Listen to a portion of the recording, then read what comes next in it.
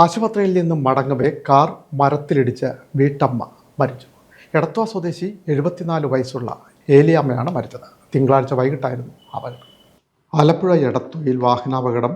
ആശുപത്രിയിൽ നിന്ന് മടങ്ങവേ കാർ മരത്തിലിടിച്ച് വീട്ടമ്മയ്ക്ക് ദാരുണാന്ത്യം. കാറിൽ സഞ്ചരിച്ച എടത്വ ഒലക്കപ്പാടിൽ പരേതനായ തോമസിന്റെ ഭാര്യ PC ഏലിക്കുട്ടി എന്ന് വിളിക്കുന്ന 74 വയസ്സുള്ള ഏലമ്മയാണ് മരിച്ചത്. തിങ്കളാഴ്ച വൈകുന്നേരം 5:30 എടത്വ തിരുവല്ല സംസ്ഥാന പാതയിൽ നെടുമ്പ്രം മണക്ക് ആശുപത്രിക്ക് അടുത്തായിരുന്നു അപകടം. ഓടിക്കൂടിയ നാട്ടുകാർ എടത്വ പോലീസിൽ അറിയിച്ചതിനെ തുടർന്ന് SI മാരായ സുധീർ, റിജോ, ASI മുഹമ്മദ് കുഞ്ഞ് എന്നിവരെത്തി ഏലിയാമ്മയെ തിരുവല്ല താലൂക്ക് ആശുപത്രിയിൽ എത്തിച്ചെങ്കിലും രക്ഷിക്കാനായില്ല. തിരുവല്ലയിലെ സ്വകാര്യ ആശുപത്രിയിൽ നിന്ന് ഏലിക്കുട്ടിയും ഇളയ മകൻ റോൺസി തോമസും ബന്ധുവും കൂടി വീട്ടിലേക്ക് മടങ്ങുമ്പോഴായിരുന്നു അപകടം. കാർ ഓടിച്ച റോൺസിക്കും ബന്ധു ഒലക്കപ്പാടിൽ ലിജിനും കാലിനും കൈക്കും പരിക്കുണ്ട്.